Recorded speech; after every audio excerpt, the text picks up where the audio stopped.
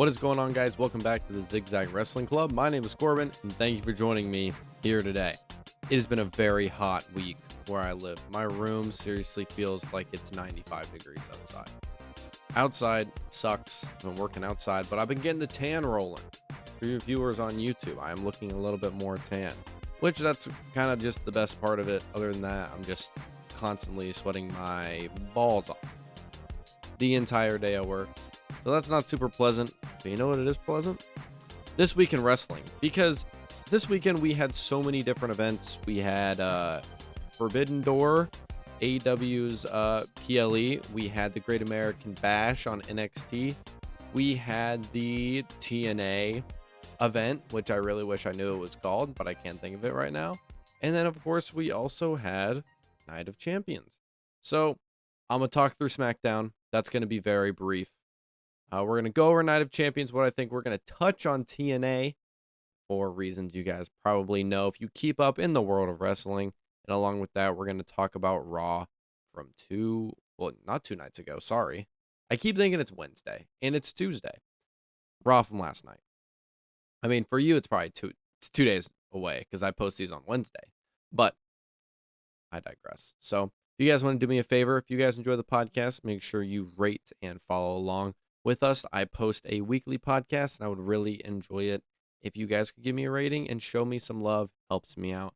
I appreciate it. Head over to the YouTube. I just dropped a new video. I did a finisher tier list of some of the people over on Raw. It's about 27 minutes. If you got the time, go ahead and chuck it on while you eat your breakfast in the morning, while you eat your lunch in between your work shifts or something like that. I don't know. Just show your boy some love. That's what I would appreciate. But I really appreciate you joining me, and let's go ahead and hop right in. SmackDown. We had this match, this doubles match, and it was B-Fab Michin versus Alexa Bliss and Tiffany Stratton.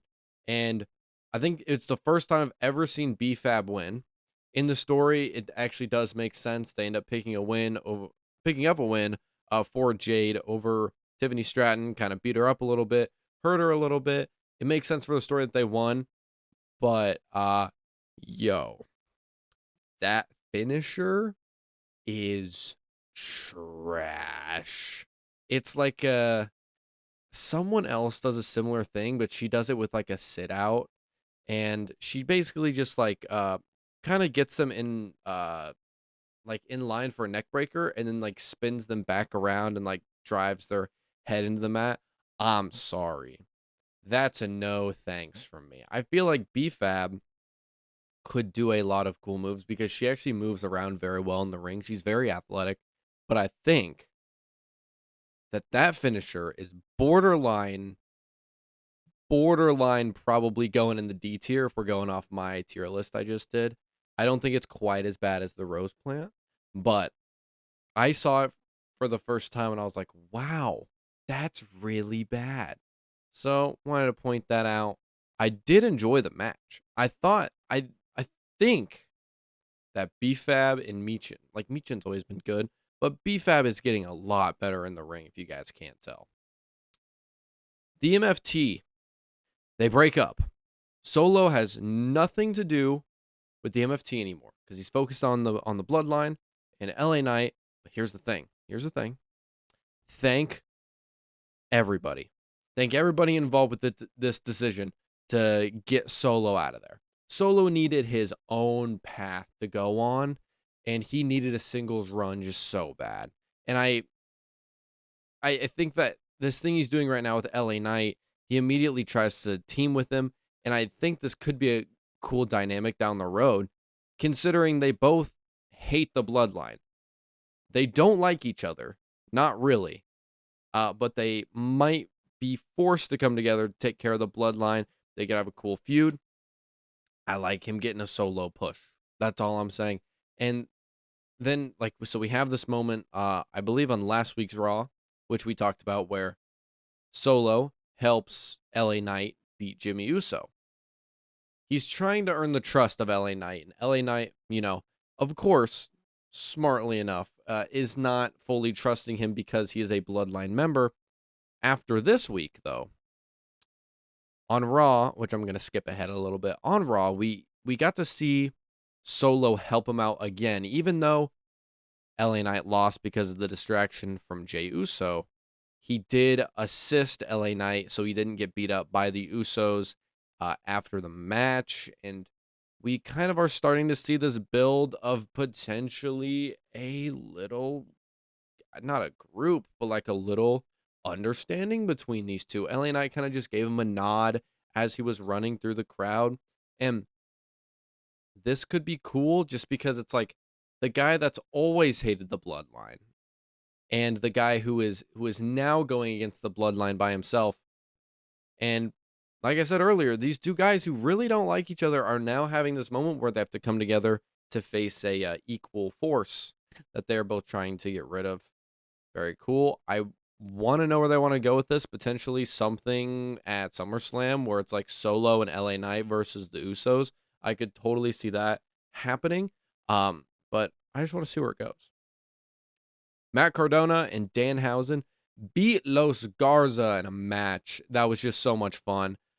Kit Wilson, The Miz, of course, being ringside and just messing around, being dumb, and like these zombies with the little gray streak in their hair because they've been shocked by Danhausen. So cool. And I think it's fun that Kit Wilson getting involved and he got the toxic chants going because he's right now, him and The Miz are in this weird zone where they are heels, but they're also baby faces because they're not actually doing heel stuff right now because they're working for big Danhausen. And the toxic chants are great. I want to see what happens with Danhausen and the rest of his goons that he's trying to prepare. And of course, he has Matt Cardona in his corner for this match against Los Garza, and we see something happen. Matt Cardona hits the little woo, woo, woo with his hand and hits a little broski boot in the corner, which he's been doing.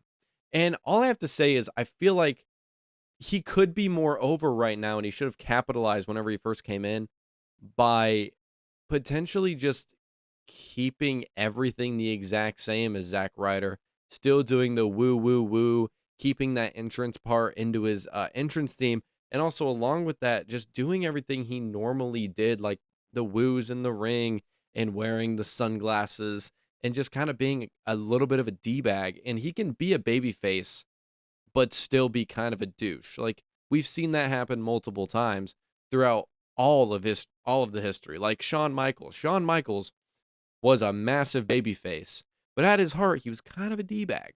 Same with Triple H. Basically, anyone you put in DX, that's who they were. And so I think what they should do is you just take Matt Cardona and you take Zack Ryder and you blend it together, but you just keep everything about Zack Ryder and then just make his name Matt Cardona. I don't even really like his theme song. The Always Ready little slogan is totally fine. You can keep that around, but the Always Ready, and then it's like his theme song, just make it woo woo woo. You know it. I feel like it would be so much better to get himself over by just using that because it's what people like. You don't hear people going around like, for example, whenever I was younger, people used to walk through the parking garage after an event and they would go woo woo woo woo woo, like everybody would be doing it, and you've gotten rid of that. Nobody now is going always ready while they're walking through the parking garage. That's just not how it works. I think you should just make a few changes, and maybe potentially that's what they're trying to do. They're trying to kind of rewrite some of their mistakes. This is WWE's way of maybe just reversing what the mistakes that they have done. I'm trying to remember the word. It's like where something canon happens in a movie and they just decide to like overwrite it and just pretend it doesn't happen. I cannot think of what it's called to save my life, but that's what I think they could do with Matt Cardona. And also, we see Danhausen debut a new finisher. We saw very nice, very evil inverted DDT. Kind of just looks like Sting's finisher that he used in the WWE and, all throughout his run in his career. So I'm fine with it. I don't think it looks great, but also at the same time, the inverted DDT is like the number one move people get their like necks broken on.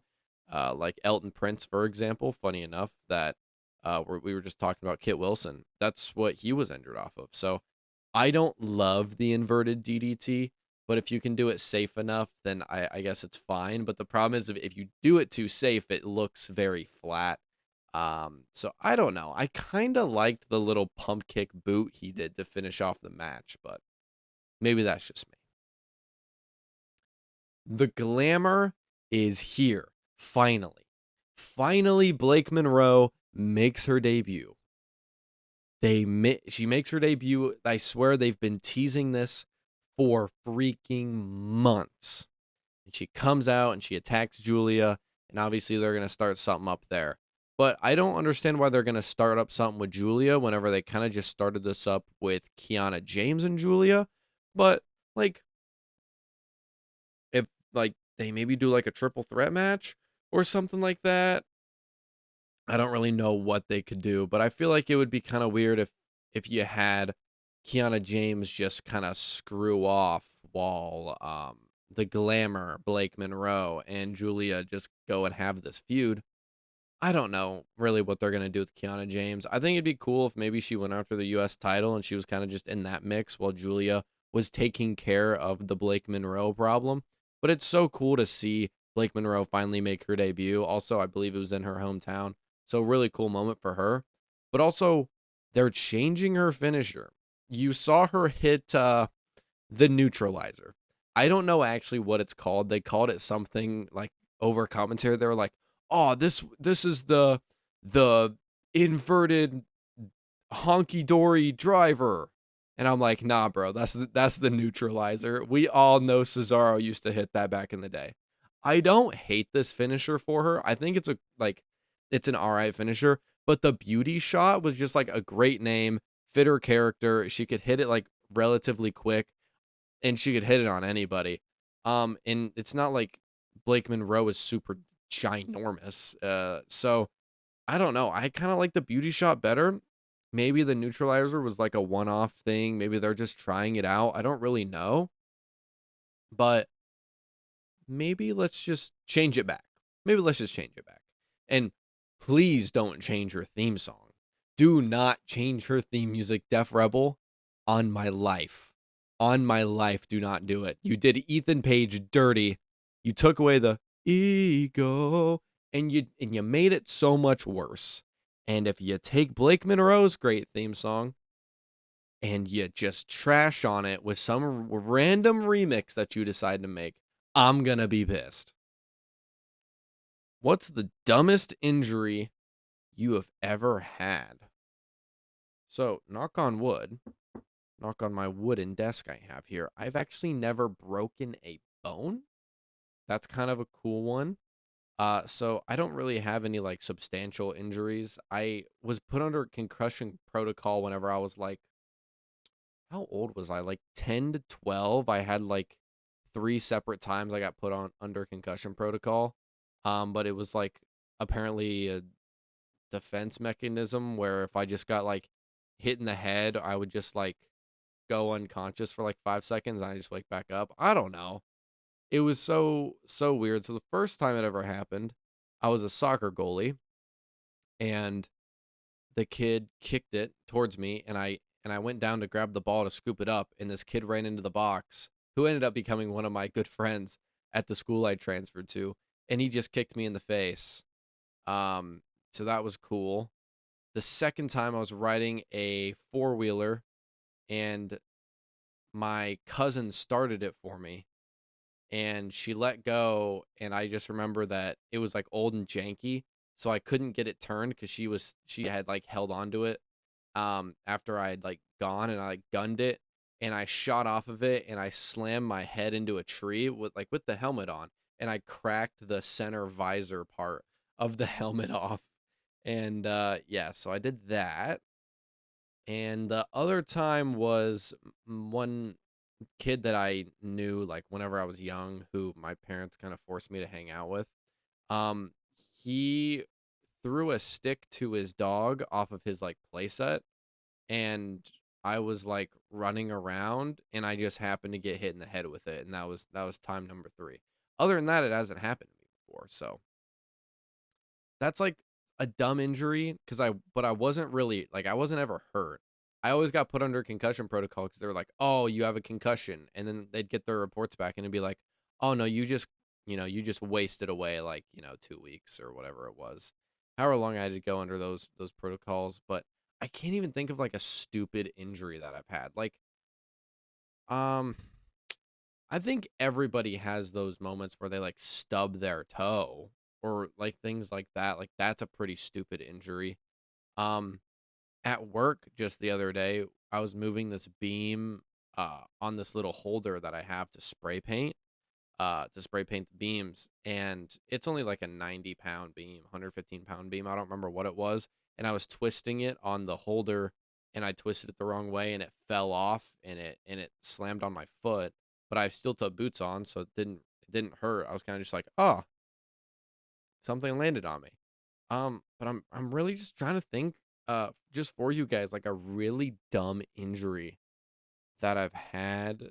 Um, One that happened the other day was like I got a cut on my stomach because I was using a shovel. I was using a shovel and I was digging some dirt out of the ground. And I I like had it up here and I went to go like bring it down next to me and stamp it into the ground, and I like like spliced myself by like hitting myself with a shovel. Like that's pretty stupid. That's like the most recent one I can think of, but like actual like injury wise, like I haven't had any broken bones, knock on wood, and haven't really ever had anything too crazy happen. So if you guys have any dumb injuries, let me know. I'd love to know. But me personally, I got nothing. Night of Champions. Let's run through this real quick. All in all, as a whole, I did actually enjoy Night of Champions. I thought it was cool. I thought it was fun. I definitely didn't have any problems with it. I didn't even think I put Ricky Saints versus Trick Williams on here for the review of things I want to talk about. That match was good. Trick Williams won. Shocker. Moving on. Obafemi wins King of the Ring. We kind of all just like, we thought this was going to happen. We didn't know whenever Brock was coming back. We didn't know what was going on with all of that. He runs the gauntlet in a very destructive way. And I think it's cool that a guy that young is getting the rub to be King of the Ring. Now, does he use that to get a title shot at Roman Reigns? We'll talk about that a little bit later. The match against Jay was good. I thought both guys looked really good. I like how they actually gave them time to work. It wasn't like a Jey Uso squash match, which I thought was nice. They actually gave Oba time to show what he can do, and Jay also time to show what he can do. Even though Jay did lose, fairly quickly in a fairly he lost in a pretty bad way. Oba won in a pretty dominant way, but still, like, it makes sense because, like, if you look at Jey Uso, he's not beating Obafemi. Let's be so for real. Danhausen curses Liv Morgan before her match, and she slaps the absolute hell out of it. And I just want to point this out. The only way the curse works is if the other person getting cursed sells the hell out of it. It reminds me of The List. The first time I remember The List getting debuted, it was like, okay, we have this list. Chris Jericho has the pen and the piece of paper and the clipboard, and he goes, Xavier Woods, you just made the list. And Xavier Woods just like freaks out, and the whole New Day is going crazy. Like, that's how you sell something to get something over. And every time Danhausen has cursed somebody, like, obviously whenever they first started it, they wanted it to be like, look at this stupid idiot kid with his face paint on, like trying to curse me. And then everything ends up happening. So now people are able to be like, oh, nah, dude, chill, dude, chill. And I just think that's really fun, and it's really funny. And I thought it was cool that if you're going to have Liv lose this match, you curse her beforehand. Um, and we're gonna talk about Liv Morgan right now. Io Sky wins Queen of the Ring. I'm happy for her. I think it's the right choice. Why did we have Liv Morgan in the tournament when anybody could have lost to Io Sky? She could have had a 1 month random feud with whoever. You could have taken Maxine Dupree, and Maxine could have been like, no, it's my turn for the title. Rah. And then they could have just had this little like small feud for like a month or like 3 weeks or whatever the hell. Like, you could have given Liv Morgan genuinely anything and it would have been good because she's just that good. Instead, you were like, let's put her in the Queen of the Ring tournament. Because that's a great idea. This is the most AI generated tournament roster I've ever seen. They literally just they went to Gemini, actually. They went to Google Gemini and they were just like, fill out a roster for WWE's Queen of the Ring. And they saw Liv Morgan in there and they were like, oh gosh, that's a fantastic idea. If the AI put her in there, then we should put her in there. It's like, no, you guys are a bunch of freaking idiots. Maybe you don't put your women's world champion in the Queen of the Ring tournament just to lose. And by the way, your women's Queen of the Ring doesn't have a single freaking title defense since WrestleMania, since she won the damn thing. She's on day like 100 of being a champion and hasn't defended it. Like, this is the worst title reign we've seen since Jade Cargill, which, by the way, is just further proving the point that they don't know how to book a champion to save their lives. It's tragic. If it's not a mid-card title where they can't just be like, yeah, just go put it on like Raw, just have Penta beat some guy on Raw and they can put on a 15-minute banger. Yeah, sure. Let's just go do that. If they can't do that and they have to build up some actual story for people to care about, they literally just internally combust. And I don't understand what the hell they think they're doing by going, your women's world champion? Let's make her look weak against her number one competitor. Let's build this up for no reason. And let's just put her in the tournament for who the hell knows why. Like, I legitimately think Liv's not going to have a match until SummerSlam, obviously, for the title. And along with that, I think she's going to lose. Like, surely she's going to lose to Io Sky. So she's going to go, whatever it is, don't quote me on the math, 140 days as champion. And she's not going to defend it one time. And in her one defense, she's going to lose. I'm sorry. What dog shit booking? And like, how stupid do you have to be to just like make this feel like, try and feed this to your fan base?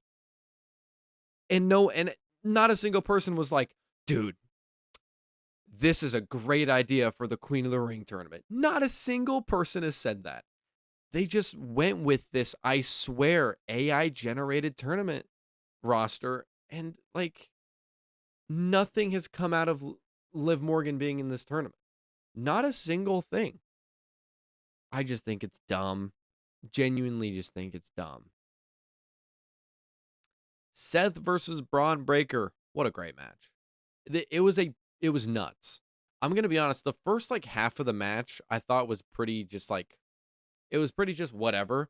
Like, it wasn't a bad match or anything like that. But up until like the halfway point, I was kind of just like, like I could take it or leave it.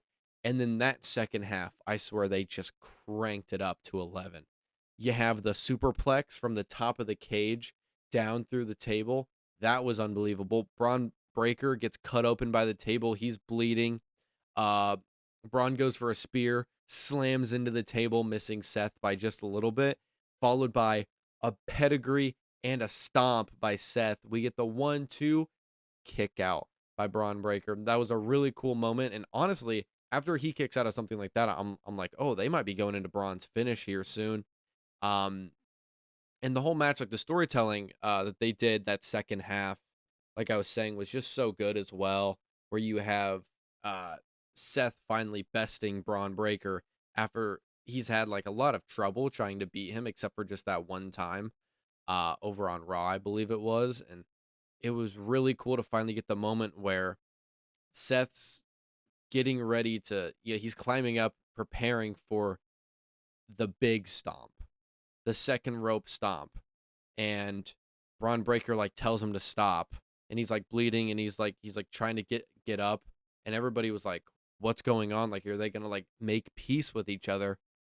And then he like starts to like try and like rage up, and whenever Seth sees that, he climbs back up and wins with the freaking super stomp, which he went like more than halfway across the ring to get where he needed to get to hit that. And it looked so unbelievable. Like Braun sold it like $1,000,000. Seth hit the perfect spot where he needed to for the super stomp. And that was the 3 count. That finish was probably one of my favorite finishes of the year so far. I thought it was such a cool way to have this rivalry finally finish. I don't know where these two go from here. Okay, that's a lie. We know where Seth goes from here, but Braun Breaker might just have some time off potentially. I don't really know what's going on. The Vision seems to be pretty much just like dismantled and just not a thing anymore. So I don't know if Braun Breaker goes on like a singles run or if he like finds someone to tag team with. I really don't know what they're gonna do with him. What's the most random event that has changed your life? Ooh, what a deep question. I have to think of multiple different things. Like the one that I've talked about on here before is my friend bringing up WWE for the first time to me in like 3, 4, 5 years, whatever it was. And, obviously, like, look at me now. I have a WWE and YouTube based podcast. Like, that's pretty life changing. Like, this is something that I think I'll probably watch for the rest of my life, I think. Unless every single champion just starts getting booked like Liv Morgan, where they're like, all right, they're going to win it and not defend it at all because AI told us so. But, like, without that moment happening, I wouldn't be here right now. Um, but I'm gonna go away from that because I've already told that story before. Let's go to how I discovered media, that I wanted to be a media major. So whenever I was in high school, I was dropping engineering. I thought I all my life I thought I wanted to be an engineer. Turns out I'm too stupid to be an engineer, and being an engineer means you got to do a lot of math. I suck at math. I hate math. It's my least favorite thing ever. And so I decided to make a switch. And whenever I was in the counseling office, they like set up like in this big room like all the different counselors. And funny enough, my friend and I, my best friend Caleb, funny enough, the same guy who told me about WWE, just like told me about what happened at WrestleMania 40. He went up there with me, and he was like, "Well, I'm gonna take radio and TV this year. You should take it since you have an open class." And I remember sitting there, and I was like, "Yeah, like I don't know, like maybe." And my counselor was like, "Yeah, people really like it. It sounds like a fun class." My sister actually took it, so I was like, "Yeah, I remember she liked the teacher." I was like, "Do you know what? Sure, let's just try it, and if I hate it, I can always switch."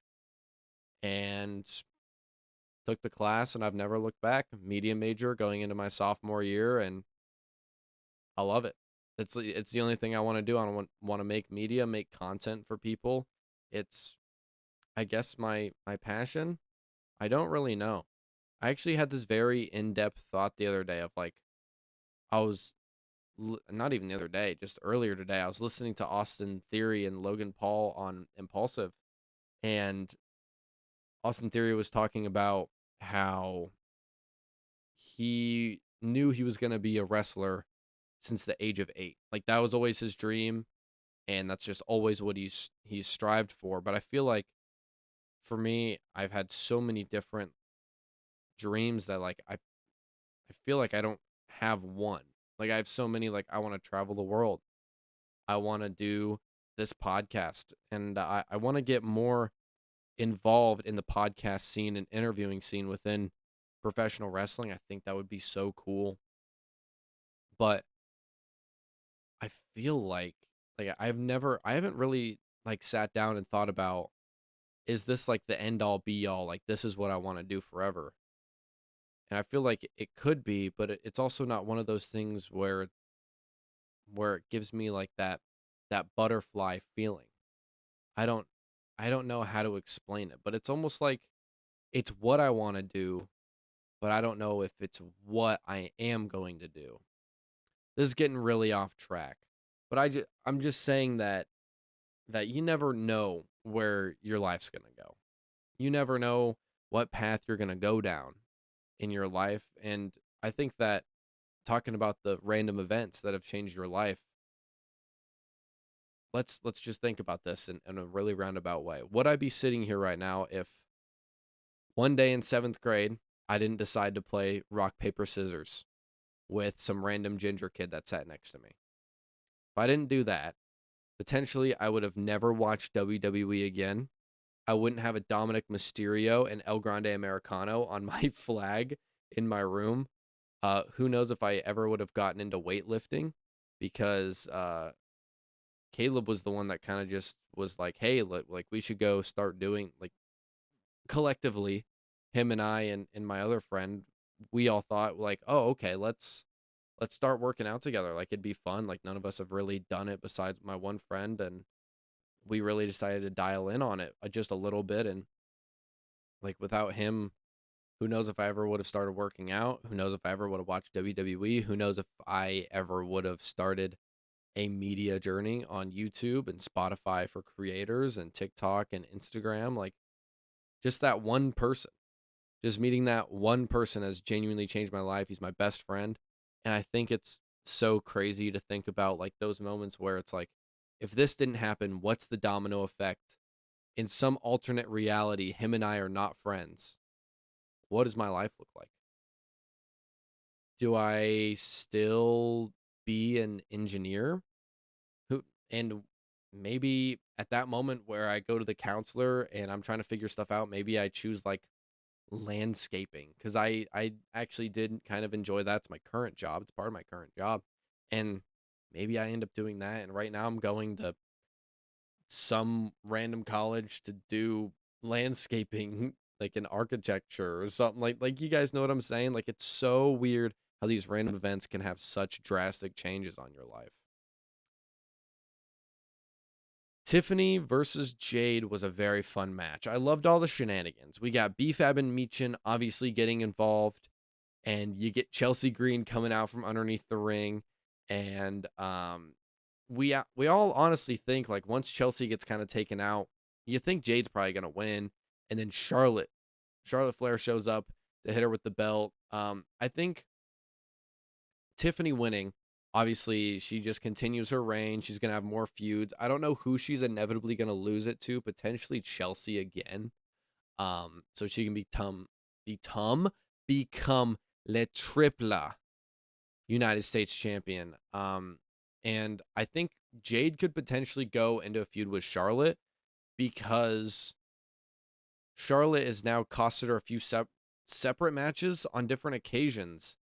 And they've kind of been building this a little bit, and I think it's a good idea because Jade could get some tutelage from Charlotte Flair. Charlotte can work with a young talent, put over a young talent, and also Charlotte has Alexa Bliss with her, and now kind of this new formed just alliance with Chelsea and Tiffany, just because she kind of just helped them out. So she could deal with BFib, BFAB, and Meechin because of them two being alongside her, them three, I should say. And where does Chelsea and Tiffany go? They're kind of building this thing where they're like friends, but not friends, but friends. You know what I'm saying? But I think we could get this moment, like I was saying last week, where we get Chelsea and Tiffany at SummerSlam potentially for the US title, because you could do the double turn. You have a very hot heel, quote unquote, Chelsea Green, who everybody loves, everybody's chanting, everybody thinks she deserves her flowers, besides the idiot Michael Hayes. No, not wait, Michael Hayes or Bruce Pritchard? Oh no. Did I mess it up? Which one's which? Michael. Is it Michael Hayes? It's got it. That's yes, it's Michael Hayes. Bruce Pritchard's the other guy, who I'm also not a big fan of. Bruce Pritchard, Chelsea Green. Okay. Michael Hayes is the one who commented bad stuff about it. I think that's what I've been saying. I kind of just freaked out for a sec because I thought I was slandering the wrong person. Okay. Yes, it was Michael Hayes. Michael Hayes is an idiot. But you can have this moment where you do turn Chelsea face and you turn Tiffany heel because she hasn't been a heel since she's gotten into the.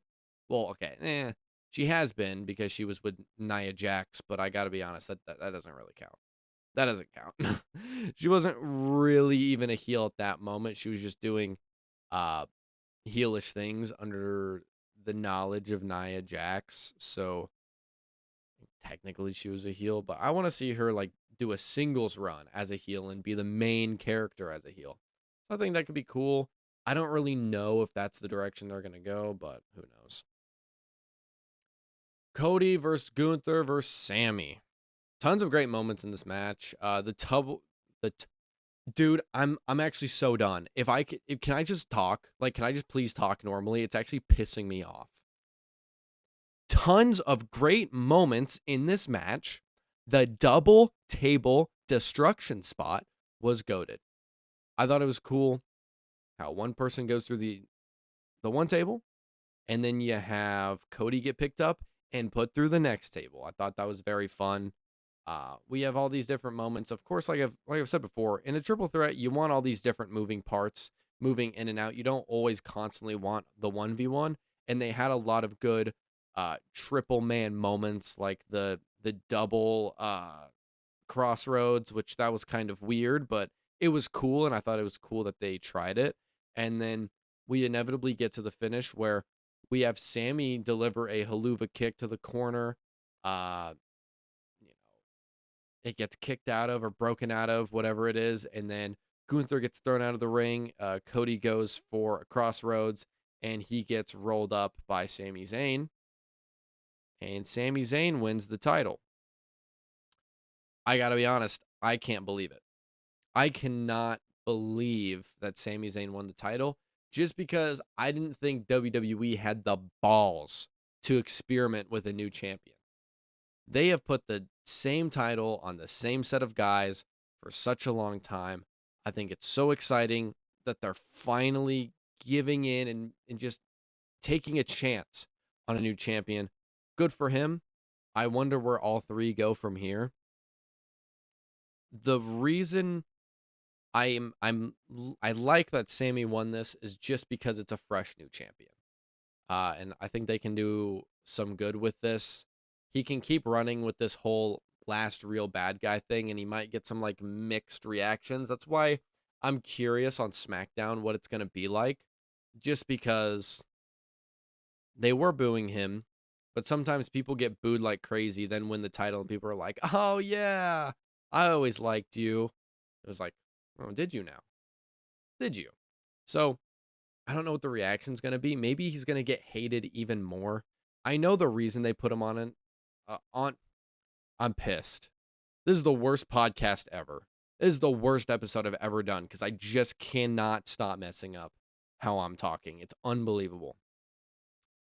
They got a cheap pop in Saudi Arabia because Sammy is so freaking beloved there. And you take someone like that who's so beloved by the entire crowd and you let him win the championship for the first time and kind of like his home crowd, quote unquote. That's kind of what he gets treated like. And he wins the title. But once he comes back to America where people don't like him, it's going to be a weird dynamic of, do people turn and actually are like, oh, we were always cheering for you? Or is it going to be this thing where it's like, no, why do you have the title? Now we hate you even more because you have the championship. I don't know. Cody, on the other hand, probably needs a long vacation. I don't think we'll see him on TV for a long time. That might be a total lie, but that's my guess. Where's Gunther go? No clue. This is the problem with Gunther not holding a championship, which is kind of going against what I just said by we got to experiment with different guys. It's hard right now because they push Gunther so hard. It's hard for him not to be the main event guy. It's hard for him not to be the championship holding guy. They need Drew McIntyre back, like right now, because you need to start a feud for Gunther. You can't just have Gunther go right back at Sammy, because no offense, Gunther should not lose to Sami Zayn. Just going off of like WWE power scaling, and I understand like Sammy's had his number before, beat him for the IC title at WrestleMania 39 or 40 or whatever it was. 41? No. 41? No. I don't remember. He beats him on the biggest stage of them all. Sammy gets the best of Gunther. Like, cool. But also, we're trying to build up Gunther to be this big, strong, bad Austrian guy. Well, you can't have him lose to some tubby, overgrown beard ginger guy from Canada who's 2 times as small as Gunther is. Like that just doesn't make a ton of sense. And obviously they were protecting Gunther. Gunther doesn't get pinned. He gets screwed over multiple times in the match. Like, they shouldn't run Gunther versus Sammy right off the rip because it wouldn't make sense. They would have to have Gunther lose unless they wanted to be like, all right, Sammy, here's a charity and a pity belt so you can shut up now. All right, Gunther's going to win the championship next time, you defended against him. Like, that's not cool. That's not cool. They need Drew McIntyre back so they can start up a feud between Gunther and Drew because, like, power scaling wise, they are very similar. So, Cody on vacation. Gunther needs a feud, and Sammy should go fight Jey Uso, I guess. Because Jey Uso's over there fighting for titles on SmackDown for the OTC. So he's going to beat Jey Uso and maybe some other people. And I don't know. I'm interested to see what they do considering it's a new guy. I have high hopes because they actually decided to grow a pair and actually take a chance. So I'm kind of excited, but also a little bit worried where this could go. For all my nerds out there, what are my personal top 5 favorite Pokemon of all time? You don't know Pokemon? I'm sorry. But I'm going to nerd out for about 5 minutes. So just give me a quick sec. At number 5, like this is so freaking hard for me. And I'm going to put these down and I'm probably going to change the order. So the first one I'm thinking about right now is Tepig. Tepig was the first ever starter I ever chose in any game ever. Pokemon Black was my first Pokemon. It's what got me into the games, into the series, and to literally just about anything you can think of. It started with Tepig. And I know people hate Pignite and they hate Emboar. And I got to be honest, Pignite is not my favorite design. Emboar I think is fine. But Tepig just by himself is so cool. And in the anime, in the TV show, Tepig is like this super ultra resilient, very loyal, crazy backstory to go along with the character that Tepig ultimately is. And he's just goated. And I have a really cool Pokemon card of him. So Tepig's got to be up there just to be my first starter.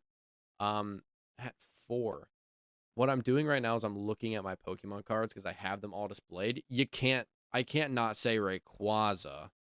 Rayquaza is my dog. He's my favorite legendary, ruler of the skies.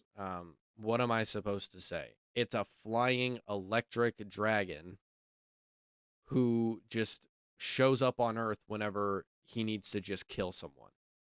Let me remind you, this dude has probably the strongest hyper beam ever, and he used it point blank on a Deoxys and erased him from existence.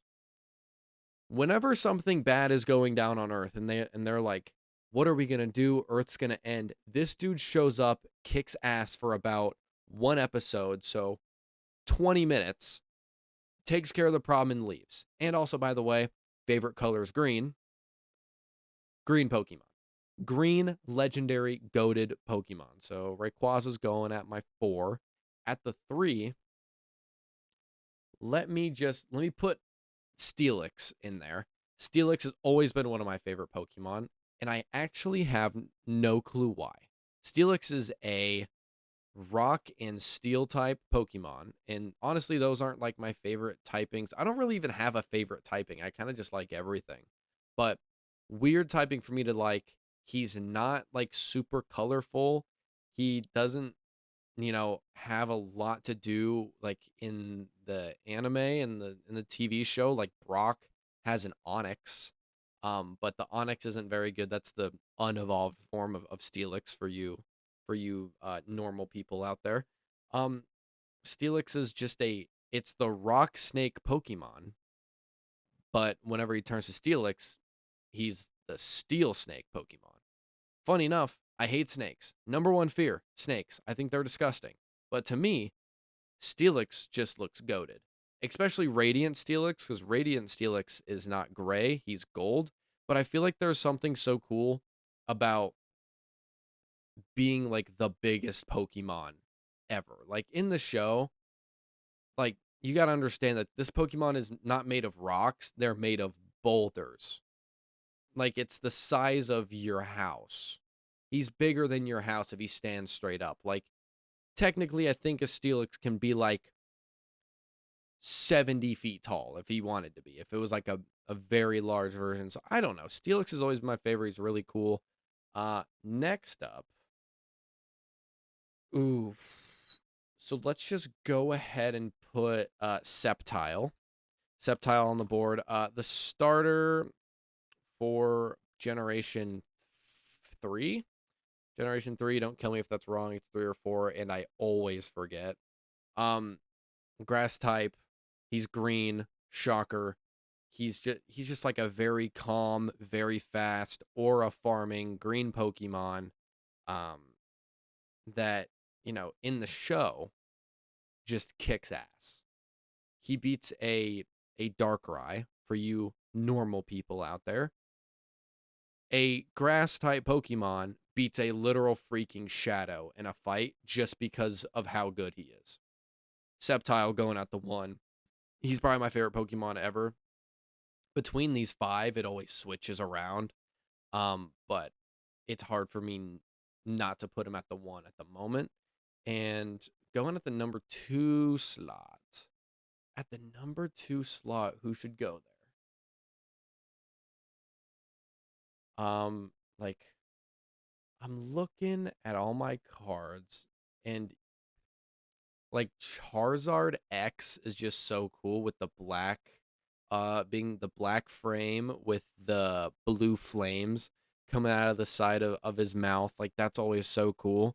But I'm gonna switch, and I'm gonna look at some Alolan Pokemon, because Alola's probably one of my favorite generations besides Gen 5. And because I realize now that there is no Alolan Pokemon on my top 5 list.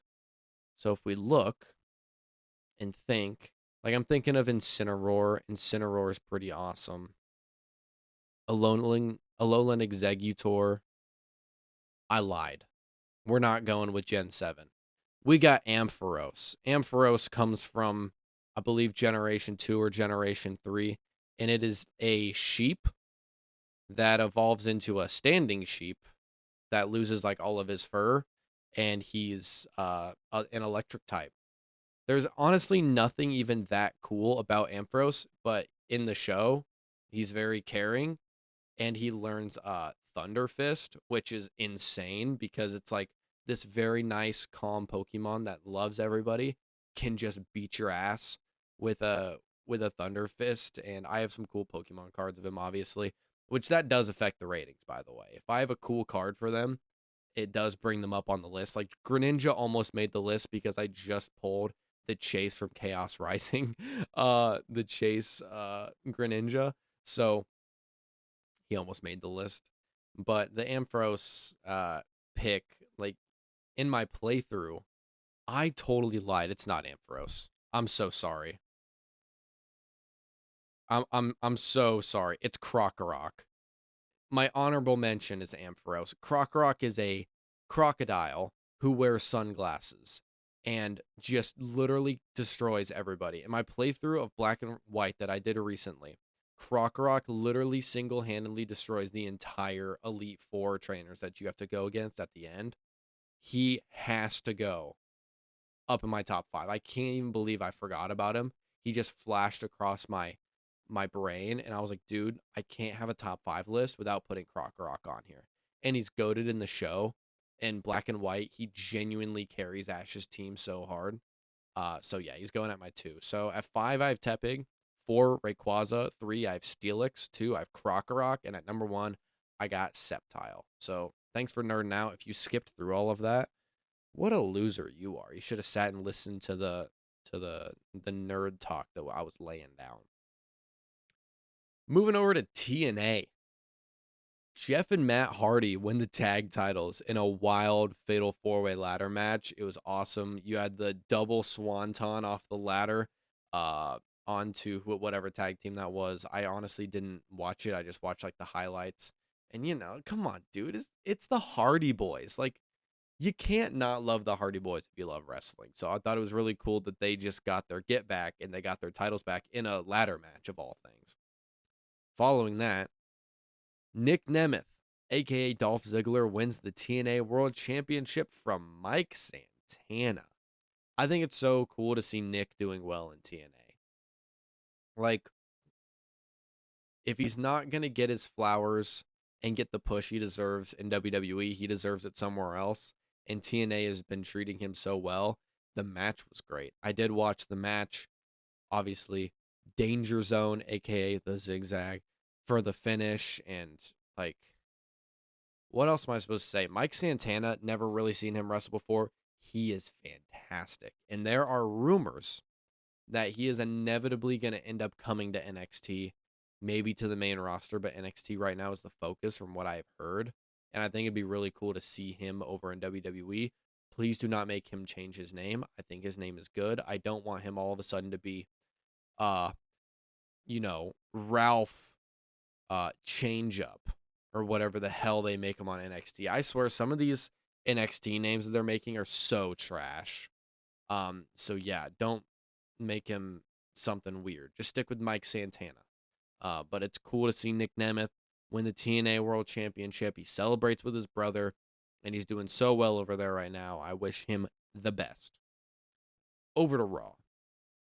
Brock Lesnar makes his inevitable return, hits Obafemi in the nuts, and gets an F5.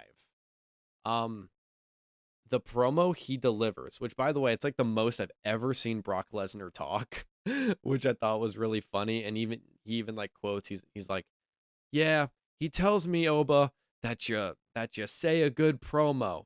Me personally, I've never been too good at that. So that's why I got Mr. Heyman here. I thought that was really funny. And I feel like this next run that Brock Lesnar could have, he could be less serious and just be kind of like goofy Brock Lesnar, because he is actually kind of a goofy, fun guy. And if we got to see more of that side of him before he got to retire, that'd be pretty dope. Then calls out Oba right after that for Hell in a Cell at SummerSlam. Awesome.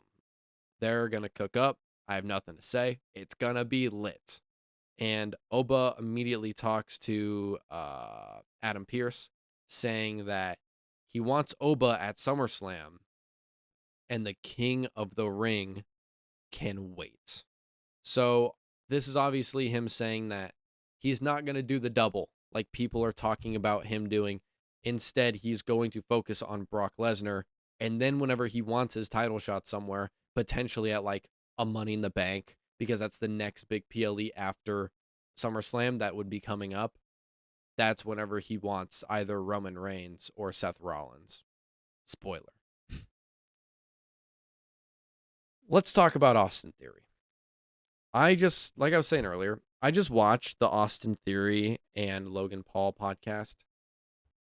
He's such a freaking inspirational dude to sit down and just listen to. Turn this homie face right now. I think it is absolutely ridiculous that you take someone that can be a good face. I don't think there's anyone else in the WWE that could be a better face, like the face to take over the company more than Austin Theory. He just has the look of a superstar. And along with that, he's a really nice guy. If you want someone to kiss the babies, and you want someone to be the golden boy, well, guess what? You need them to look good, you need them to act good, and you just need them to be a genuinely good person. Like, I think that Cody Rhodes is a genuinely good person, and that's half the reason he's like the golden boy. If we don't turn him face within the next month and a half, I'm going to lose my mind. He's been a heel ever since he got in the company. Why?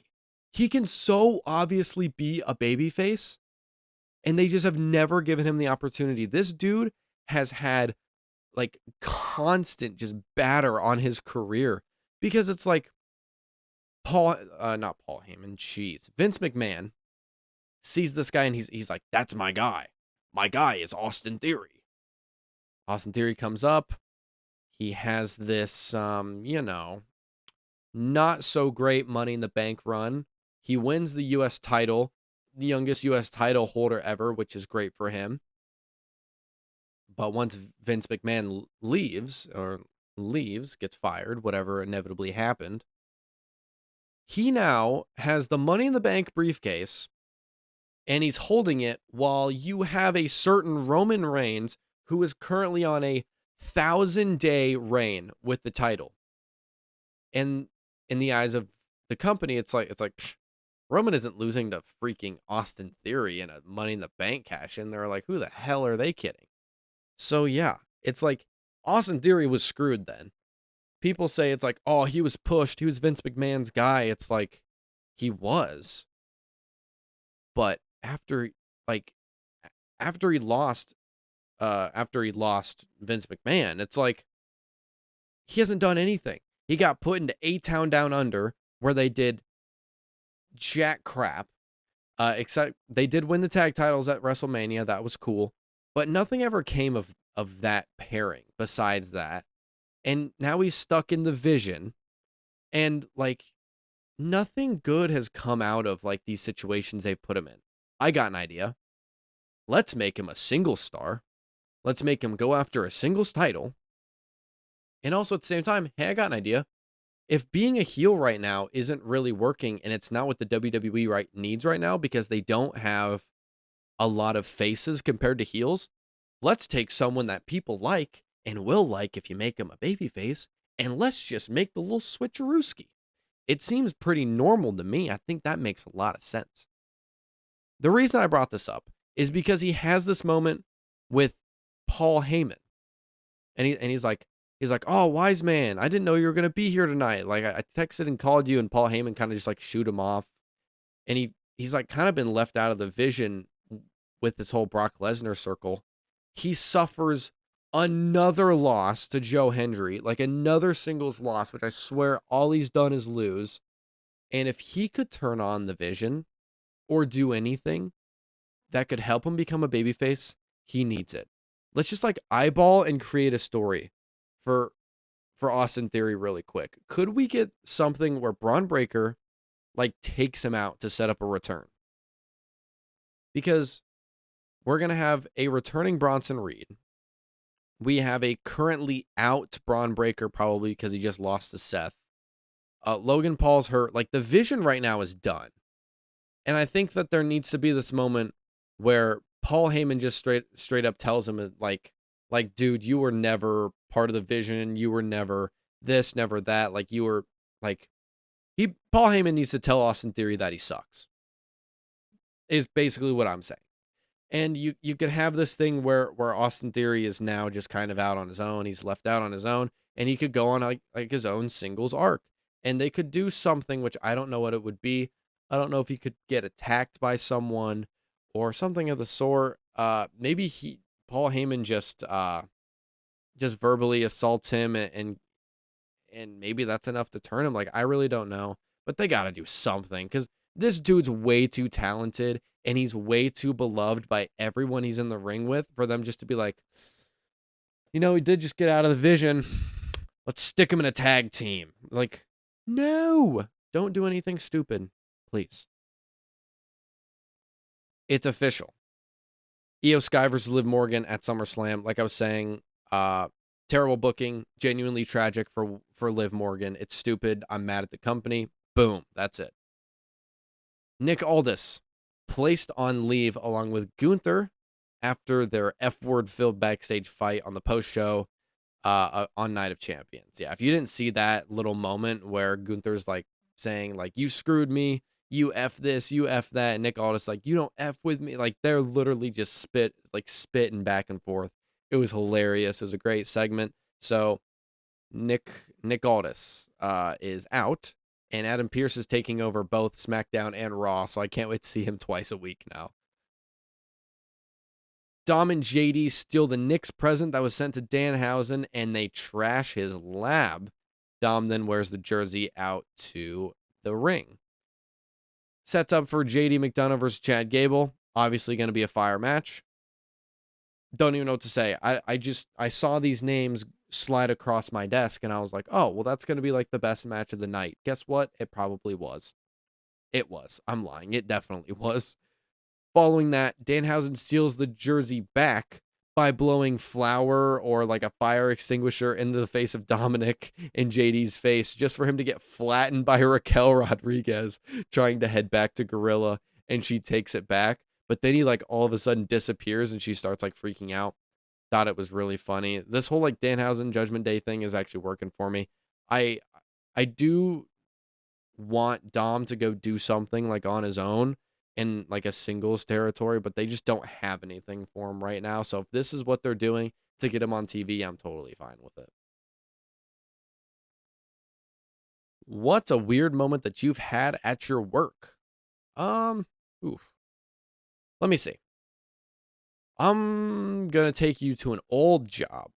I used to work at a pro shop, a golf pro shop, and I used to work behind the counter. The first week I was there, I had to work an event where it's called Member Guest. It's like the biggest event every single year. You have a member of the club, and they get to bring a guest, and they compete in a golf tournament. And literally, there's like hundreds of teams. There's so many people coming out to do this. Guys can do it, girls can do it. It's fantastic.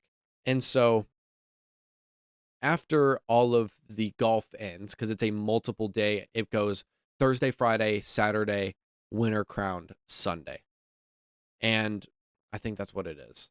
And so at the end of the first night, it was like a game night. So you could go out and you could chip into this net, and you got to make money off of that. Like if you were the closest to the pin, just shooting out at the driving range or something like that. Like it was all these different games you could play. People were drinking. It was a lot of fun. Well, I'd only been there for a week or two, and they were like, okay, we need you to run the putting green. So they had me set up a putt where it was like, okay, if they sink this putt, they get the money that goes into this inevitable pot that is built up after time of people putting. So it was like $5 a putt. Everybody's drunk. Everybody's playing it. And the putt I had set up was genuinely unmakeable. Nobody made it all night. No, not a single person, because it was on probably one of the hardest greens. It was right near the clubhouse.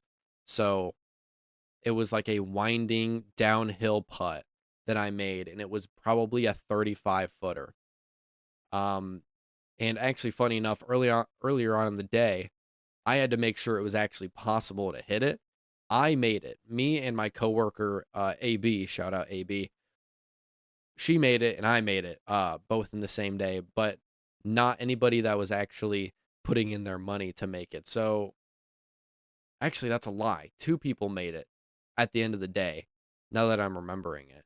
And so they got to split the money, which both those people probably got like $300, $400 because they both made a random putt and they got to split the money. So the weirdest moment that came from that is it was near the end of the day. I was just chatting it up with some random guys that were doing the putt, and the one guy was like, well, have you made this putt today? And I was like, yeah. I was like, yeah, I made it earlier. I had to make sure it was actually possible. And he was like, yeah, you picked out a tough putt. That's why I haven't made it. By the way, this guy has probably at this point spent like $80, $120 on trying to make this putt.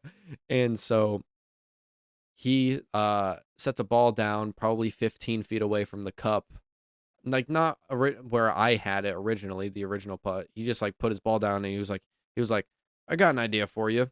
You've been really good to us tonight, so if you make this putt right here, I'll give you $100, which that was 16-year-old me. So $100 to me was like I just hit the lottery.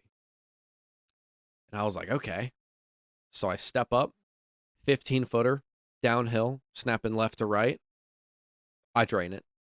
I gained all the aura in the world. All these guys started freaking out, jumping up and down. That was really cool. And so I made a putt for $100. But that was so weird because it was like the first 2 weeks on the job, I made $100 making a putt for some drunk dude. I don't know. That was just such a surreal moment. I don't know. That it was very weird. The tribal chief shows up on Raw and he is flanked by Jacob Fatu, but before he can even get words out of his mouth, the visionary shows up. Seth freaking Rollins cooks on the mic, brings up how the OTC can't ever beat him. He extends an offer for a match. He talks about how they're getting older and the Young Bucks are getting ready to kick them out.